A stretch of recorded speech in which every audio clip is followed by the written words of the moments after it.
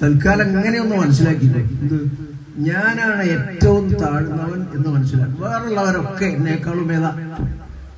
എന്നാ പിന്നെ പ്രശ്നമുണ്ടോ? അവിടെ പ്രശ്നം ഉണ്ടാകുന്നത് എന്തുകൊണ്ടാ? ഞാൻ വലിയവനാണെന്ന് മനസ്സിലാക്കിയിട്ടല്ലേ. ഞാൻ വലിയവനാണെന്ന് മനസ്സിലാക്കണ്ട, ആരും മനസ്സിലാക്കണ്ട. എപ്പോഴും എന്താണ് വേണ്ടത്? ബൈനൽ ഖൗഫി വറജാഇന.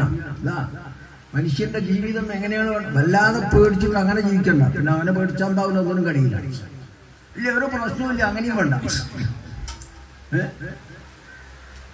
പേടി കൊണ്ട് പിന്നെ ഇയാൾക്ക് വിഷമായി, അത് പാടില്ല.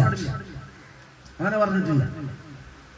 ഖുൽ യാ ഇബാദിയല്ലദീന അസ്റഫു അലാ അൻഫുസിഹിം ലാ തഖനതു മിർ റഹ്മത്തില്ലാഹ് ഇന്നല്ലാഹ യഗ്ഫിറു ദുനൂബ ജമീഅ.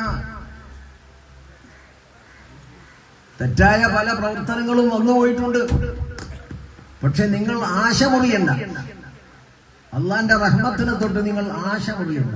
ഇന്നല്ലാഹ യഗ്ഫിറു ദുനൂബ ജമീഅ. അള്ളാഹുവുമായി വേണ്ട നിലയിൽ ബന്ധപ്പെടുമ്പോൾ നിങ്ങൾക്ക് രക്ഷപ്പെടാൻ കഴിയും. അപ്പൊ അതുകൊണ്ട് കഴിഞ്ഞ ജീവിതങ്ങളൊക്കെ എന്തായിപ്പോയി, എങ്ങനെയൊക്കെ ആയിപ്പോയിട്ടുണ്ട്. ഇനിയൊന്നും ഞാൻ നന്നാവൂല എന്ന് മനസ്സിലാക്കണ്ട. നന്നായ എത്ര മനുഷ്യന്മാരുണ്ടായിരുന്നു.